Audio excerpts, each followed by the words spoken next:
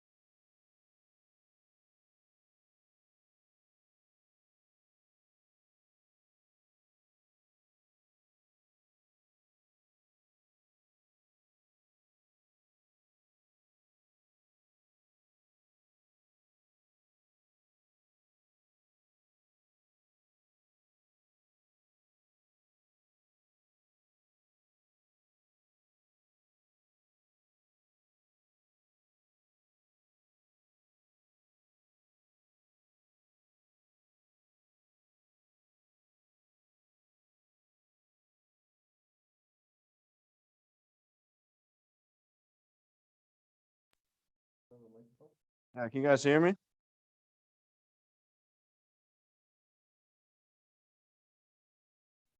Yes.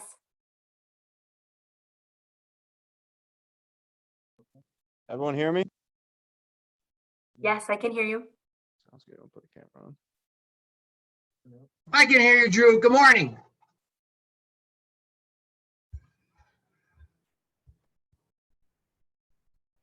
You ready? Yeah, what's going on, guys? Can you guys hear me? Good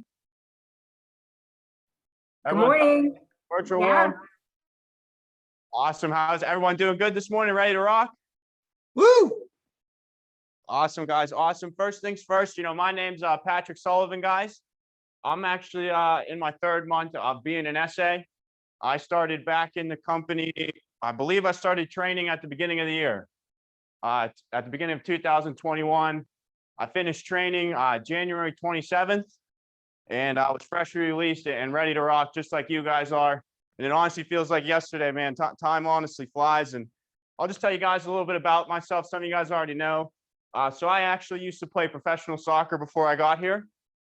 I played in college with Matt Hunsberger, who's my GA. I'm one of his personal recruits. I played in Iceland for about a month. I played in Sweden for 7 months in a small town called Grittyton. I played in Australia. I don't know if you guys have ever heard of Tasmania, but I was a little island on the coast there. Then from there, I played in Philly. Then I played in Detroit, and then I played in the suburbs of Michigan at the end of, 2020. And then I came here to AIL. And the way I got here, guys, it was super weird, like super random. I just saw Matt Hunsberger post on Snapchat one of those performing certificates. And I messaged him and I was like, dude, what is this? And he just said, yeah, give me a call. I called him and he was like, yeah, I bet you'd be pretty good at this. And I was like, what do you mean? Like, I have no experience in sales at all before I started here. No experience. I couldn't even tell you what insurance was or even what sales really was. All I knew is that you just had to sell something. So what I'm trying to get at, guys, is anybody can be good at this job. Anybody. In my first month here, guys, I started out, I don't say any of this to brag. I started out my first month, I wrote 6K, freshly released, not bad. 1.5 ALP a week. Second month, I went backwards. I wrote 4.2K in my second month. So I went from fresh release writing 6K, making a lot of money, to going backwards to making writing 4K. And then my third month, I came out and I wrote 15 grand. 15K, biggest month I ever had in my third month. And that came all from consistency of doing the right things, guys. And then after that, each month now I've written over 10K each month. And I don't say any of that to brag, it's just to give you guys some context of, how much of a roller coaster this job can really be for you. And I get where you guys are at, first 90 days, it's tough. And, but guys, it's so worth it. It's so worth it. I was living in Pittsburgh. I was 26 years old, living in my parents' basement, writing business in my parents' basement. I was able to move out here. I got a nice apartment with my girlfriend and, life's good. But it was all about, embracing the suck. Like embracing the suck was the biggest thing. Vince, you guys all know Vince, right? He gave this one team huddle talk and he talked about embracing the suck. And it absolutely changed my entire aspect on this entire career, without a doubt. Just talked about embracing the suck. It's going to be one of the hardest things that, you ever do. It just is, guys. I'm sure we've all been there, getting no-showed, getting in sits where you should have had sales, but you got to embrace that suck. When I was playing professional soccer, my mentor told me, he said, hearing no, it can be your greatest weakness or it can be your greatest asset. It's all about how you look at things. All about how you look at it. Hearing no, that should motivate you for your next sale. That should light a fire under you. You're going to hear no more than yes. I tried out for probably 25 teams before I got my first professional contract playing soccer. I flew all the way out to Iceland.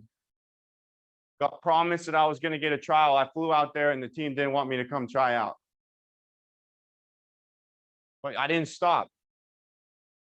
I didn't just stop because I heard no one time. I was in Australia playing for a team in Tasmania. Flew all the way to Melbourne, which is across the island, had to get on a plane, went and tried out for a team. I'll never forget it. Friday night, finished the tryout. It told me, yeah, Patrick, we really like you.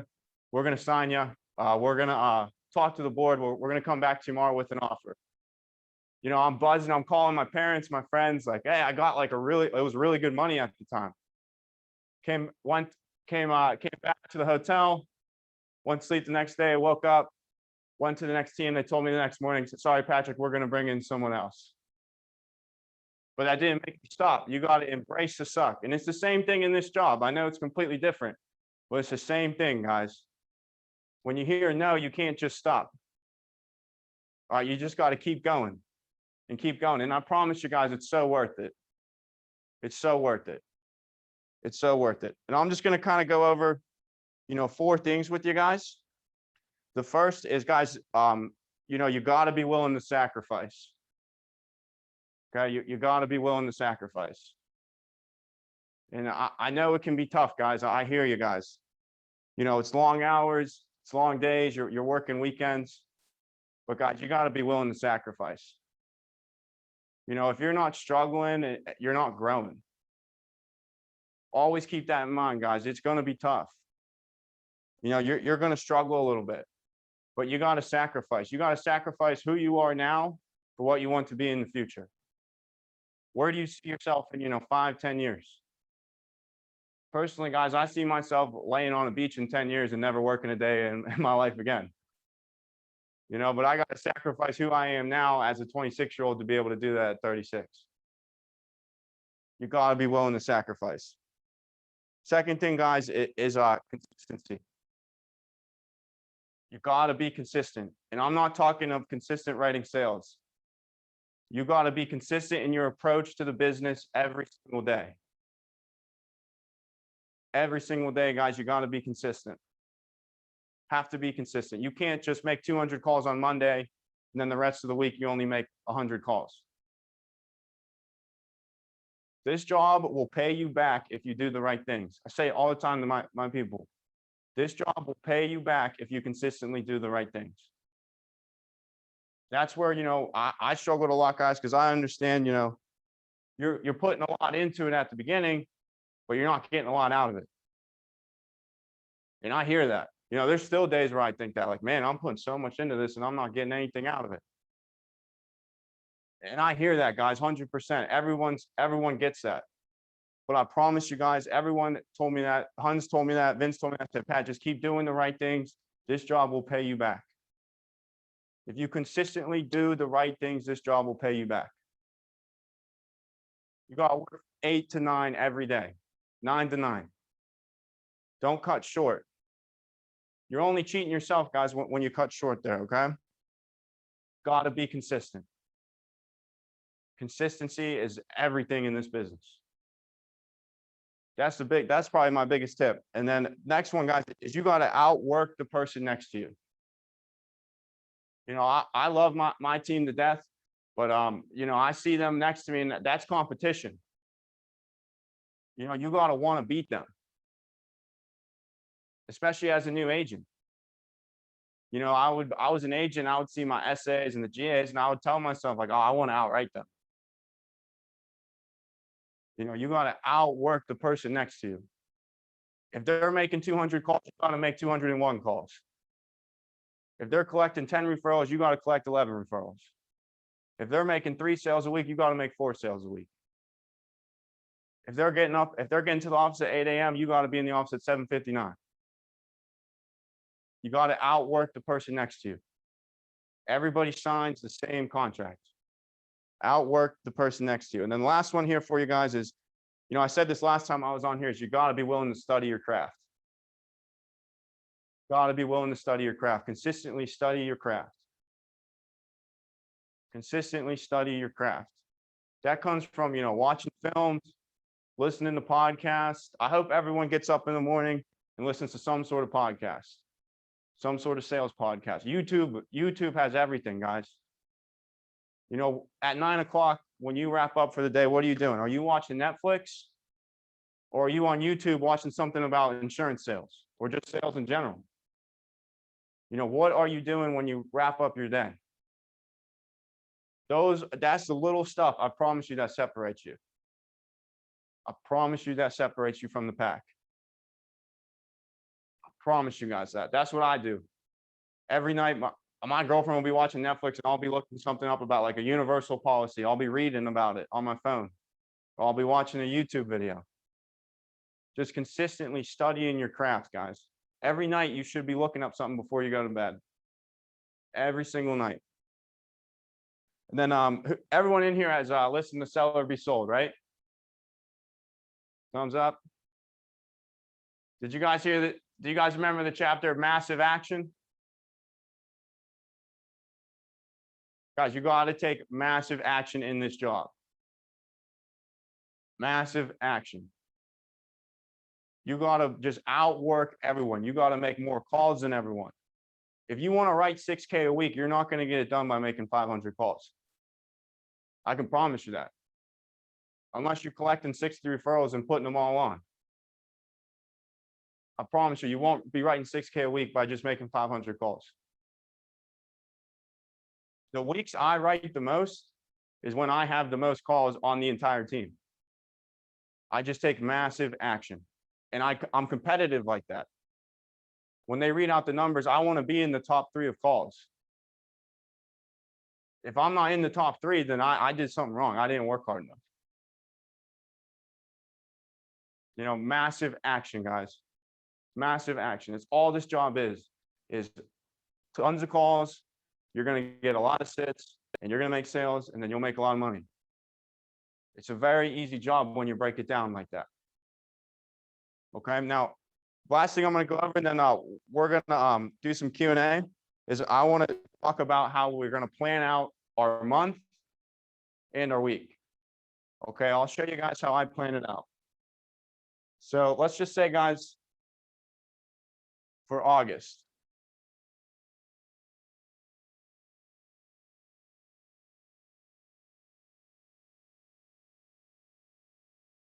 Thumbs up if you can see it. Thumbs down if you can't. Okay. So guys, in August, there's a 5-week month, right? We're just going to use it for example. So this is how I write it down. 5-week month. And put little arrows under here. My commit this month is 20K.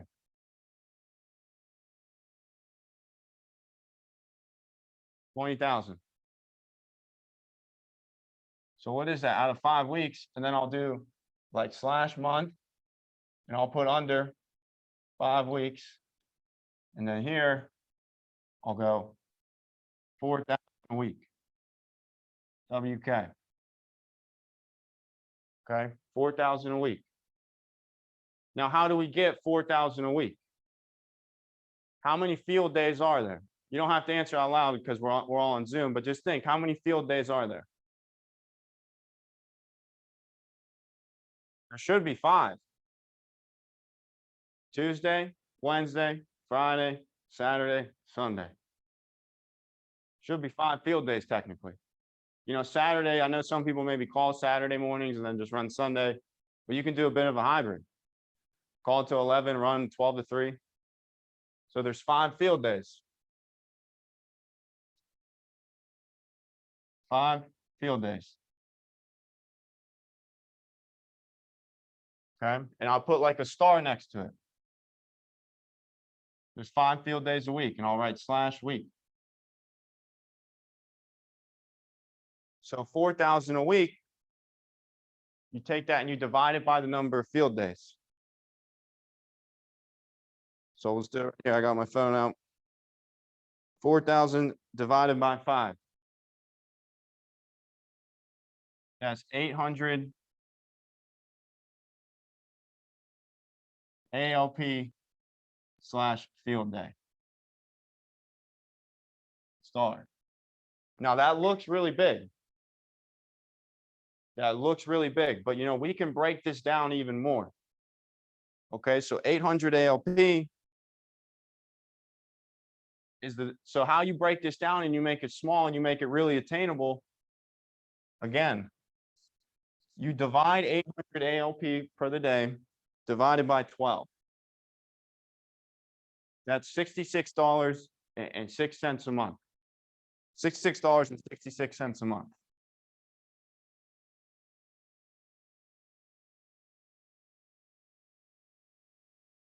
What was that?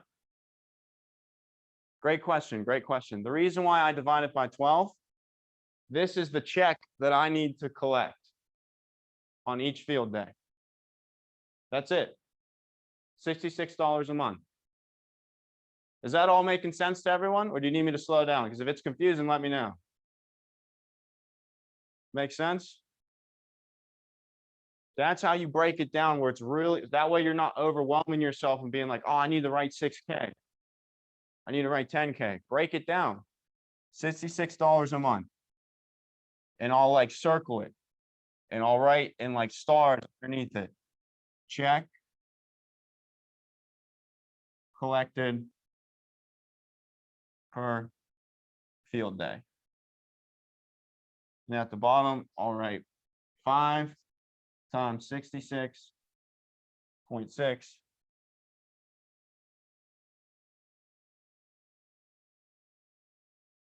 Let me do the math. Sorry, guys.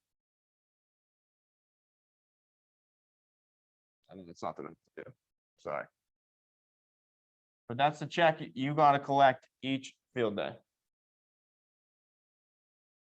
Because 66.6 times 12 is 800 ALP times 5 field days equals $4,000. Did that all make sense to everyone there?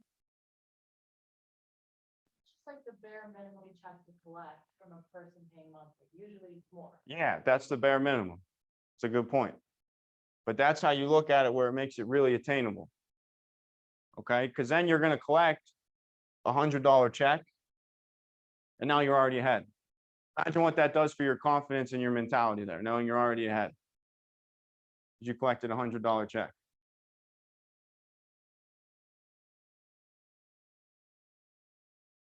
That all makes sense to everyone there? Okay, awesome. So this is what, I do at the beginning of each month, guys. Each month. I break it down to how much I need, what the check is that I need to collect each field day.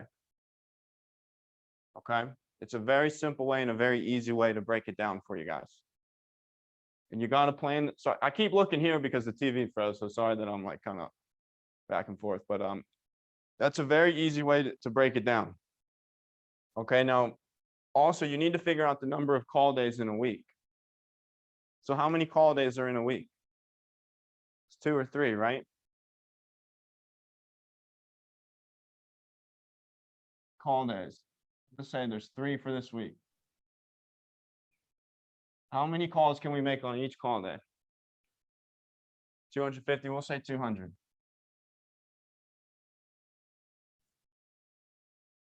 200 times 3, total of 600 calls per week. What's the ratio for like appointments out of calls? 1 out of 30, 1 out of 40, right? So 600 divided by 40.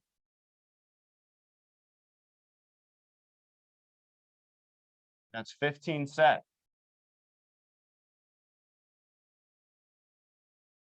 15 set. What's that? The show ratio 1 to 3, 40%. We'll overpromise here. Let's say we're sitting with 6. By 30 or 40. Divided by 40. So it gives you 15 set for the week. Everyone following on the Zoom there? Does that all make sense? Okay, awesome. So 15 set. Let's say we're going to see 7. We're having a good week. We're all rock stars on the phone, right? We're going to have a good show ratio. Okay, we're going to see 7 out of 15, and you're all studs, and we're going to close 3 out of the 7, maybe even more. Okay, 3 out of 7 sales. We'll just use what we did there, 66. So that's 800 ALP. That gives us 2,400. Now, where do we get the rest of the ALP? Where do we get it? I want you guys to see if you could fit. Where are we going to get the rest of it? Referrals. Referrals, guys. Referrals. They're the cheat code in this business. They are the cheat code. They are the cheat code. And here's how I map out my referrals. So let's just say we saw 7. Bare minimum, we're collecting 10 each sit. There's no reason why we can't collect 10 each sit. 7 sits times 10 reps equals 70. Okay, and we're probably going to set what, 1 out of 3 minimum? Sometimes you're going to set way more. You might get an awesome family. The whole family needs insurance. You're going to set like 6 from a family. So we'll say 70. We'll divide it by 3. That should really set you, 23 referrals. 23 referrals, close at a 67 rate. That's where you get the extra ALP there. 70 divided by every 3. 27. 27 reps that way. That's the secret, guys. I promise you, that's the cheat code. That's how you have big weeks.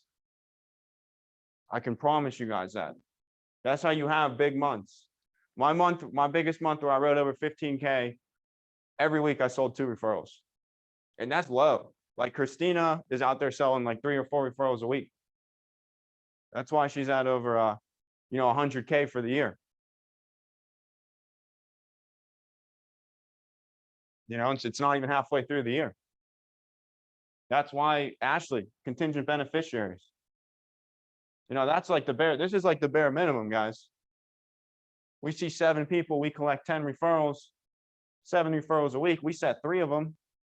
That's 23, that's 27 sits.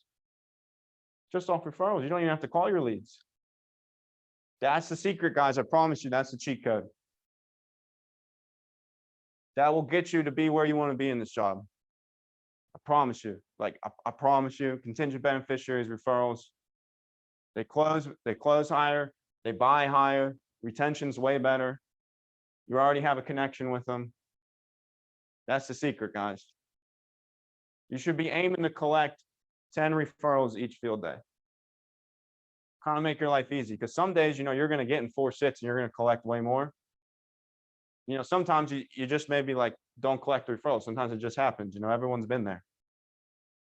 You know, so aim to set a certain number of referrals for each day. 10, let's just say 10 each field day. That gives you 50 referrals for the week. Set 3 out of them, that's 15. That's 15 sits. Close at a 6-7% rate. That's like 10 sales just off referrals.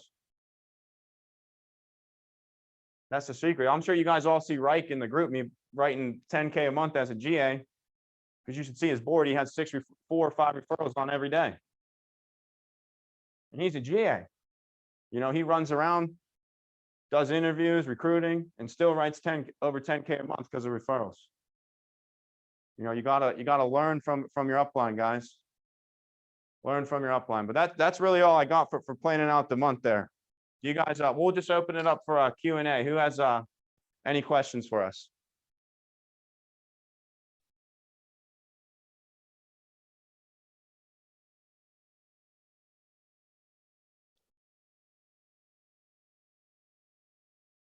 Any questions, guys? We got some time here. Sheila? What's your evening routine? My evening routine, like when I get home? Yeah. One area where I'm weak is, for me, it's like when I get home for the day, I just lie in my bed and scroll through my phone mindlessly until I'm tired enough to pass out. So that's probably one reason why. That's probably one place where I could really get a lot out of improving that part of my day. Yeah, that's a good question. So my evening routine, it's pretty simple. What I do though is I set everything up for the next day.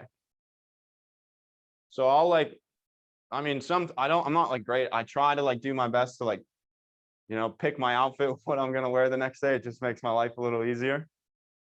I try my best to do that. I set everything up for the morning. Like I put my book bag and my laptop like by the door, so like I can just leave and grab it. I have everything in it. I'll leave like my planner out because I'll look at it like for 10 minutes in the morning. But that's really it. And you know, I'll drink a lot. I drink a lot of water when I get home. And I'll set like a glass of water by my bed. So the first thing I do in the morning is like just wake up and drink water. That's really it for my nighttime routine. It's nothing crazy. And I'll just like, you know, like I said, I'll watch a YouTube video while I'm watching TV or something like that. You know, just study and then I just go to sleep. I put my phone in airplane mode though when I sleep. That's a big thing for me. Because how many of you guys, I'm sure we all do it. We get up in the middle of the night and we check like Instagram and Twitter. And then we don't go back to sleep for a little bit. So put your phone in airplane mode, guys. You're not missing anything in the middle of the night, I promise. Okay, that's a good question. Any other questions?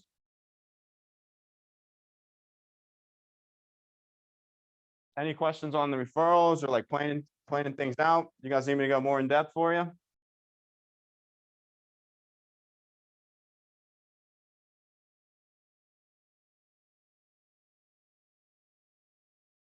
We got some time, guys. Ask away.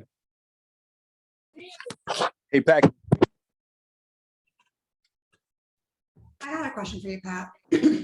When coming to consistency, you know, I know that having a routine every day is probably the best way to have that, implement that. That's a good question. So in case you guys didn't hear her, she asked the best way that I found to collect referrals. So the best way for me has been the no cost policy at the beginning. Doing that, getting emergency contacts or beneficiaries. It just kind of opens the floodgates. And I'm just really assumptive of like doing discount card refs. You know, I just find a little bit, you know, I know like rapport, like for me, I know it's my weakness. It's not something I'm too great at. But I'll get enough in rapport where I know they have a brother or sister, and I'll just be like, oh, I'm sure your brother would like the discount card. What's his name? What was his name again? Okay, that's one. Who's next? And then honestly, like Vibs are like my bread and butter. Like I always get insurance refs. And the way I get insurance refs, guys, is, you know, I do the most valuable, important scale of 1 to 10, how well did I do for you? Most valuable. And when I ask the important question, I like kind of, I'm not afraid to like pry. So I'll be like, oh, who could we brainstorm together that you know would benefit from sitting down with us? And then, and that's all I'll say. And then they'll kind of be like, oh, I don't know anyone. Or I'll be like, oh, what about like, you know, I'm sure like, what about some people from work? You know, that's a good one. Like people talk about, it's weird. I was telling people on my team this, people at work, they talk about insurance. Those are always good ones to get, people from work. And I'll just assume it. I'll just be like, yeah, I'm sure you got some buddies at work that would enjoy the program or just like the education that you enjoyed today. What were their names again? I use what they told me was most valuable. And I say that their friend would enjoy it as well because of what they liked. So if you ask, oh, I enjoyed, you know, the needs analysis. Okay, so important question, you know, who could we brainstorm together? Oh, I'm sure your buddies from work would enjoy the needs analysis just like you did today, right? What were their name? What was his name again? Well, I'm sure your cousin would. Another is like use suggestions, like someone, you know, that just got married, you know, just had a baby, just got divorced. You know, don't let them say because they say no right away, don't like back down. Just be like, oh, well, I'm sure you know someone that just got married. Sure, you know someone that just bought a house. Or someone that just got divorced. Maybe your buddy at work just had a baby. What was his name again? Just really assumptive. You know, don't be afraid to ask multiple times. But no, good question. Any other questions, guys? I got a question, Pat. Can you hear me? Oh, I can't hear you, Gina. Can you hear me now? Is that a little bit better? Can't hear him. Can't hear me? Gina was trying to ask a question. I can't hear. I think the TV froze.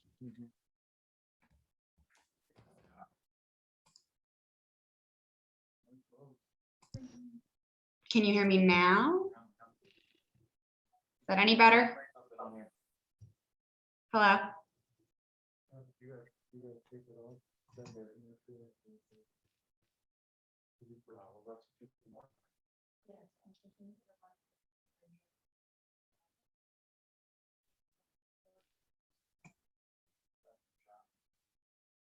Can you hear me now?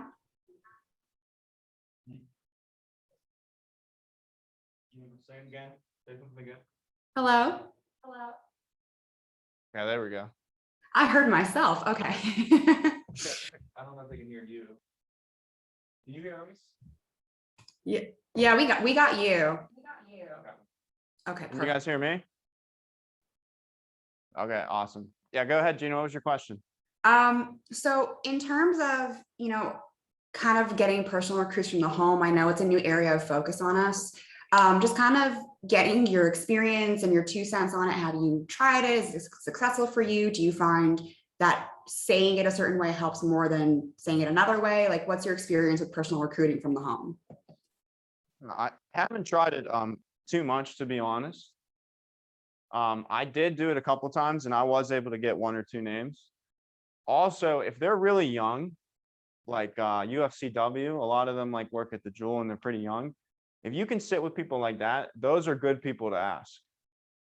You know, if they're born like late 1990s, 2000 on the hard card, you know, those are good people to just ask right there.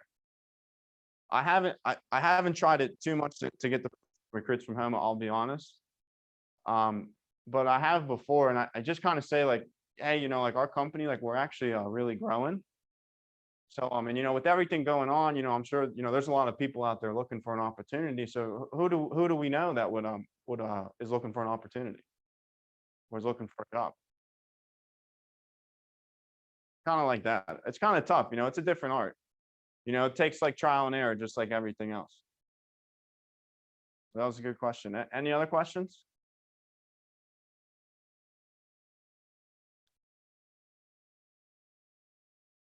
Somebody gotta have some questions, guys. We got some time. I've got one more if no one else has another one. Go ahead. As far as consistency goes, I know that maintaining a schedule and doing a routine is vital to that. What have you found, for people in their first 90 days? What have you kind of found that helped you maintain consistency in your schedule? Was it sticking to the same thing, even though it didn't work for the first couple of days, or changing it around for what works for you? How did you find your level of consistency? That's a great point. Great point. Part of it is, part of your consistency comes down to like your motivation and your reason why you want to do this. I was 26 years old living in my parents' basement. Like there's really no more motivation to get out than that, to make some money. So that's part of what your consistency comes down to. It comes down to really what you want out of this. For me, I wanted to be an essay in my first 3 months. And I was so determined, like nothing was stopping me. There was nothing stopping me. I didn't care what I had to miss. There was just nothing stopping me. My girlfriend, I was living in Pittsburgh and my girlfriend lived in Philly, and I got on a flight at 4 a.m. from Pittsburgh to Philly so that I could get there at 8 a.m. and make calls. That's like the mindset you gotta have. Like you just gotta buckle down and just get through it and just grind it out. You gotta embrace the challenge. But in terms of like consistency routine, yeah, I was just sticking with a lot of the same things. It's getting up early, it's having a coffee, just kind of like planning my day out, visualizing. It's just kind of like it came that third month where I snapped and wrote like 15K was I finally found the consistency in my routine that really worked for me. It was getting up early, it was, having a coffee, it was looking at my schedule, planning my day out, visualizing my day, etc. So yeah, just if you find a routine that works for you, just keep doing it. Don't fix what's not broken. But did that help, Gina? Very much. Thank you. Okay, awesome. What's up, Sheila? Because obviously momentum is everything in this job. Mm-hmm. It's why it's the hardest thing to keep. Like for me, if I have a hard time going to sleep one night and wake up late, it's like my momentum is totally thrown off. Yeah. And when you find yourselves in those situations where you are like knocked off the path, knocked off momentum, obviously it's difficult to get back to that momentum, get on the path. What do you find helps you the most when that happens to you, just to get back and start picking up speed again? If that makes sense. Yeah. So you're saying like if you like one day you like oversleep or something, then like kind of throws you off. But like what do you do to it's just as simple as get back to it, or is there something that you found helps you like get back into the groove? Yeah, that's a great question. So that comes onto my mindset. Is I just think to myself, okay, I'm gonna get back to the basics. I'm not gonna like overwhelm myself, and just because one day didn't go as I needed it, I'm not gonna overwhelm myself. But in terms of like getting momentum back, I just get back to the basics. I'm just like, okay, today I gotta wake up at this, I gotta make 200 calls, and I just play the system, play the numbers. I take the pressure off myself and I put it on the system. I say, okay, if I make 200 calls, I'll definitely book 5 or 6 appointments. If I make 800 calls in a week, I know I'm going to book a lot. So to like get momentum back when you kind of like slow down, put it all on the system, take it off yourself. We're human. You're going to make mistakes, guys. Like not every individual out there is like perfect to a T. Everybody's going to make mistakes. You're going to oversleep one day. Stuff's going to happen. Like that's life. Just don't let it affect you mentally where it slows you down. You just kind of got to brush it off and just be like, all right, well, tomorrow I'm going to get up at my normal time, brush it off, get back to the basics. Okay, well, what did I do when I was writing a lot of business? Okay, I was doing this and that. Okay, I'm gonna get back to what I was doing before that. You know, it's tough because I know what you mean. Like, you know, when you get momentum and then you slow down, it can be really hard to get it back. But you got to take that off you and put it all on the system and the numbers. You got to work the numbers out like we just did on the board. Figure out what you want to write. How many calls do I need? How many referrals do I need? All right, that's a good question though. Any other questions? I have a question. What's up?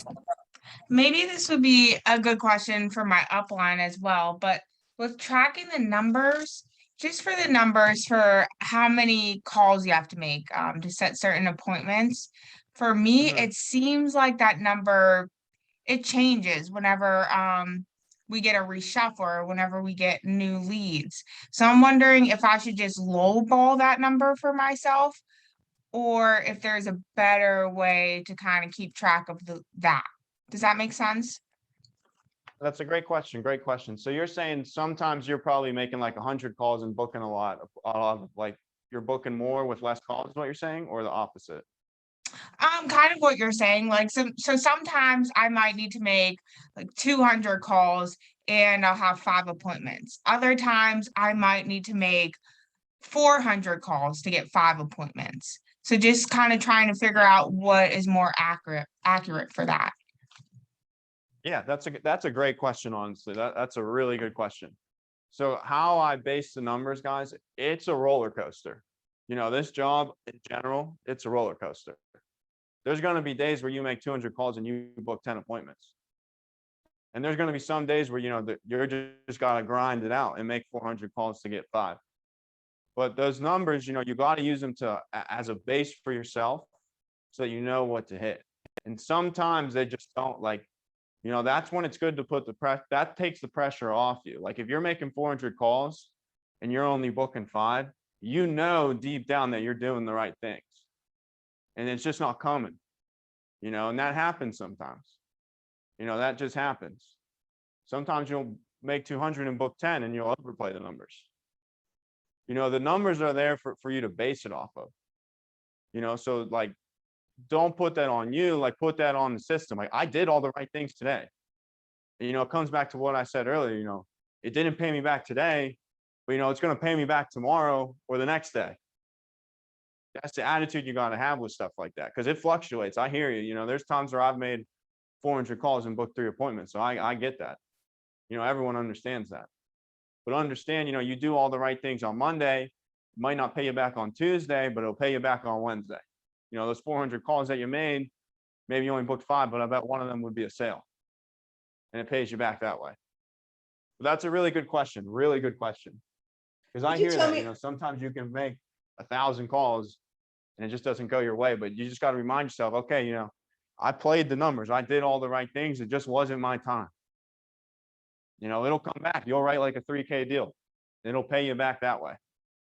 You know, keep that in the back of your head. You know, this job, if you do all the right things, you play the numbers, it pays you back. I promise. So when are the leads reshuffled? What was that? I'm bouncing off of her question. When are the leads reshuffled? Oh yeah, great question. Great question. So I believe it's about every 2 weeks. What day of the week? Like every 14. Does it say what day? Do you know what day of the week it is? It's usually like Sunday or Monday. So no set day. It depends. Your upline will let you know. All that's like the MGAs, they meet about that stuff and then they'll kind of relay it to us. But you know, it's Okay. about every 2 weeks. That's a good question. And also sometimes Thursday, like Matt Jans was saying, sometimes Thursday as well. It really just depends. But every 2 weeks usually is how you should gauge it. It's a good question. Any other questions? Yo, Pat. What's up? Hey, can you hear me? Yeah, we can hear you. My question is more like I was just actually thinking about like your past. I used to be in professional soccer, and I kind of wanted to like dig into that more into like the team building aspect of it. You know, when it comes to getting your own recruits and building the team culture. What did you notice, working with so many like coaches and being in so many professional teams? What did you notice? What are some of the more important things to having that team culture? That's a good question. So like the team culture, like I experienced. Yeah, Yeah, what did you realize is important to be able to have like a good team and have a good culture just for like the organization, your own team that your own building? What are some things that we can implement in our team to develop a great team culture? It's a fire question, man. That's a really good question. So, especially playing professional soccer, it's a little different because it's a job. So everyone's kind of like there for themselves, but still cares about the team. So the best culture I had, the best teams I was on, it was, one person's success is everyone's success. One person's failures is all of our failures. If someone on your team writes a deal, that's success for the whole team. That's kind of like how we, like the best cultures that I experienced was like, just like as much as like, there's competition and all that, it was still like everyone genuinely like cared for each other. And that comes from like the team building. And, it's just that way is, one person's success is all of our success. One person's failures is all of our failures. If one person messes up on your team, you can't just blame that person. It started way before that, something else. One person's success is all of our success. One person's failures is all our failures. That was the best like team building, team camaraderie I had. That was like what my coach would say in Sweden. That was pretty good. Good question. Any other questions? What's up, brother? I guess because as I'm sure you know, I'm done for my SA contract. I'm really looking forward to being in leadership. But when you entered leadership and you started having agents under you, what are your best pointers? Because I've kind of been in sort of leadership roles in the past, just my personal, like with my friend group. But like, what do you think you do, or what's the best thing to do as like a new leader, as a new SA, to really help your agents, the people under you, get to where they need to be sooner than later, or any tips for being fresh into leadership? So that's a really good question. Really good question. So being fresh into leadership, you gotta be like a sponge. You gotta like absorb everything. Kind of like when you're a new agent, honestly. There's a lot of new information when you get into leadership, and you gotta absorb all of it, and you gotta talk to your upline. There's a lot of times with my people where I talk to Matt and Vince before I go to them, like, hey, I need help. Like, what should I do here? What should I say in this spot? How can I motivate them this way? So in terms of like so you got to study leadership also. That's another thing, is you got to study leadership. And that's hard to do, like, because you want to study sales, but you also got to study leadership. You really got to study leadership, because it is a whole different, it's a different ballgame, and it's tough. Like, it's so rewarding, but it can be hard. You really got to study leadership, like John Maxwell. Like, you got to listen to podcasts. You got to like read books. Like, I'm trying to like read books. I don't like reading at all. I'm trying to listen to like Audible books. But you gotta just be willing to study your craft as a leader. It's the same thing as in sales. The best leaders, they don't get stagnant. The best football coaches, the best coaches in the world, they don't just stop studying their sport because they're a head coach. If anything, it should motivate you to study even more. Always be willing to study your craft. That's what it comes back to. Good question. Any other question, guys? A couple more minutes.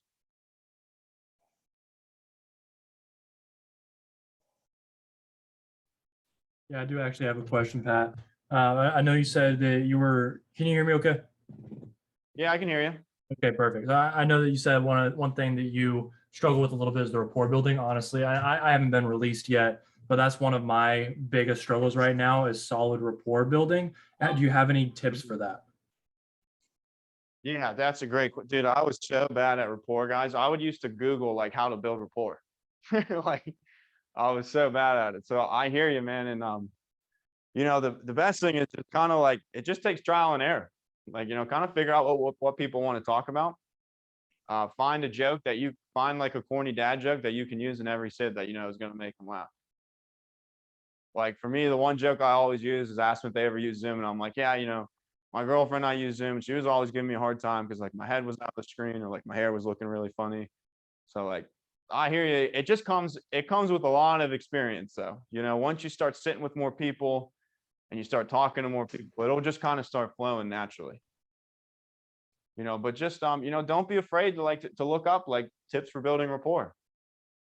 You know, something I would look up was how to get people to trust me in sales. You know, how to gain trust quickly.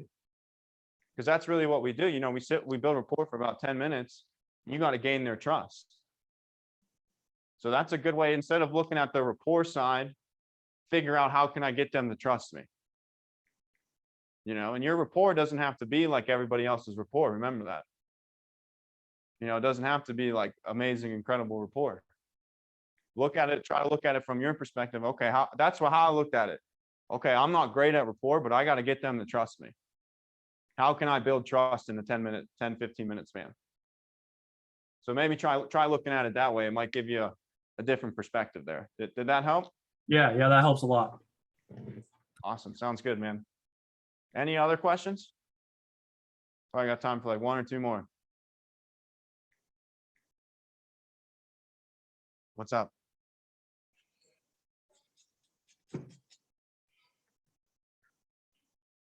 And you have like this way that you talk to different kinds of people, and like what is your key for, like, let's say there's older people, how are you acting, or like people who are your age, just kind of 8 different age groups, and how you find yourself changing up your presentation around that. Yeah, that's a good point. So so you're saying like how to talk to like different people, kind of like compared to like an STIU compared to like a carpenter?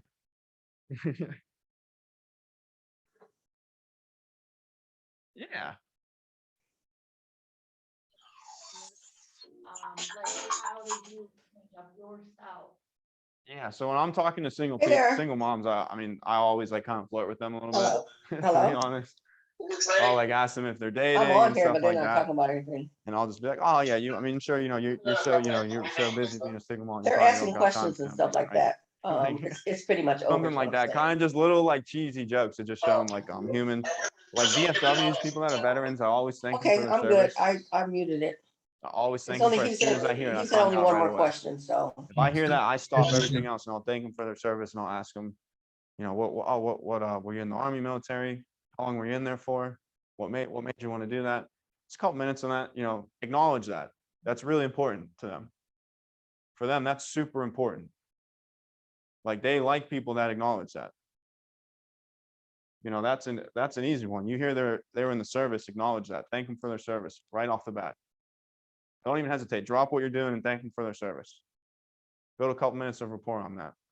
Same thing if you find out like their parents and their kids are in this, or they have a son that's in the service. You stop and you say, hey, well, make sure you let him know American Income thanks him for his service. You know, and ask what he's doing for a couple minutes. For families, you know, for like couples, I always ask them like who chased who? Who met who? And I'll talk about their kids. Are your guys' kids playing any sports yet? You know, and I'll say, yeah, you know, and I'll say, yeah, you know, I'm actually the youngest of 4. Make sure because I always make the joke that like the baby gets it the easiest. You know, make sure you're still tough on the baby there.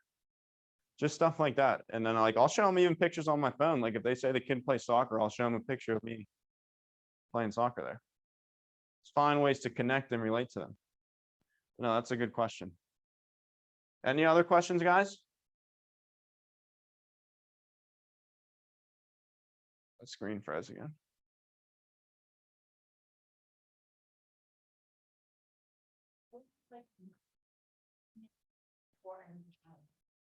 Young people, that's a good one. Those are tough as new agents for sure. Young people, that comes down to just that comes down to a lot of rapport and kind of gauging what they want with their life. You know, ask them if, you know, and it's kind of like you tell them like when you're doing the funeral, you say like, yeah, you know, in 20 years, you know, we're married with kids now. It's going to be $40,000. But those can be tough. You also can preach like the investment side of that. You know, you can get, you know, that's something else that another good thing to research, guys, is like cash value. Like that's a good stuff to like look up when you're done at night. like cash value. Look at the rate book. Look at reduced paid up options. You know, those are little tricks in your arsenal that you can have to whip out.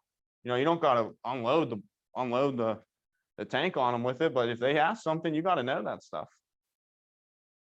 You know, like you should have that stuff kind of like almost memorized. Like people in their 20s, if they have like $150,000 policy, by the time they're 65, their paid up option is gonna be like 90 grand. You should know this stuff like off the top of your head. You know, it all comes back to studying your craft there.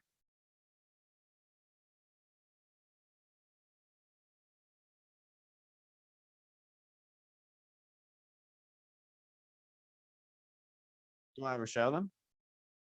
No.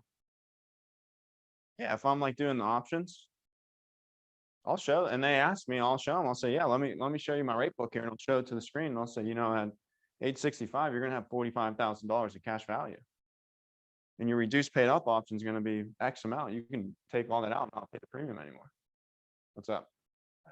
Reminds me, it's something that I don't really do, but I feel like it would probably help me out a lot. It's like when you know to show, like, because obviously we don't show the cash value and the reduced paid up in every sit, but like when you know it's a good time, like when writing up the options, like at 65, this would be reduced paid up, this would be your cash value. Like when you know, in what scenarios do you talk about the cash value and the reduced paid up option? I talk about it in term and hold. To be honest, I'll say like, you know, forced savings account. And I'll say like grows at a 4.5% interest rate. That's your cash value. You know, and I say, obviously, you know, the more money you put into it, the more cash value you're going to have down the road. Does that make sense? That's all. Like, you don't want to like over explain things and make it confusing. Like you just want to tell them that their money's growing, and then have your rate book. And if they rebuttal you at the end, just be like, hey, yeah, you know, I understand, man, but you know, at our age, it's pretty much, you know, it's a guaranteed investment. You know, at age 65, you're going to have $40,000 of cash value. You got to show them the rate book. Download the rate book, put it on your PDF so you can share the screen. Little stuff like that, I promise you, make sales.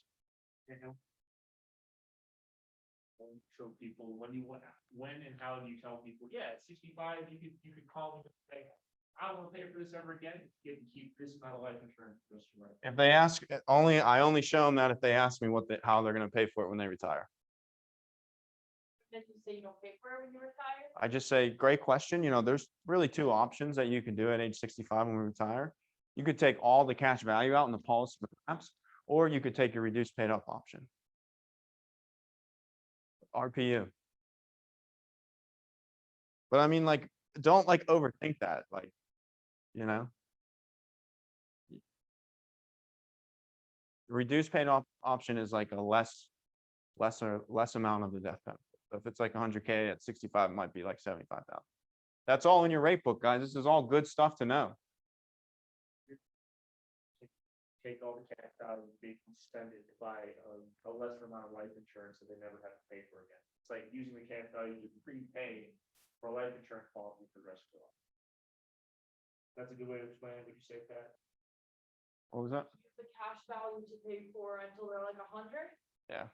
Basically, the reduced paid up option, you take the cash value in the policy, and you spend all. All right, but you guys have any other questions? Good to go? All right, awesome, guys. Hey, I appreciate all you guys hopping on. Honestly, it means a lot. It's a huge privilege to be up here, guys, and share some fire. I hope you have. I hope it went well. I hope you guys can go implement some stuff. If you have any questions, don't be afraid to message me on GroupMe, Facebook, Instagram. Hit me up. All right, I'll help you guys out. All right, let's go rock it today. Let's write some ALP. Thanks, Pat.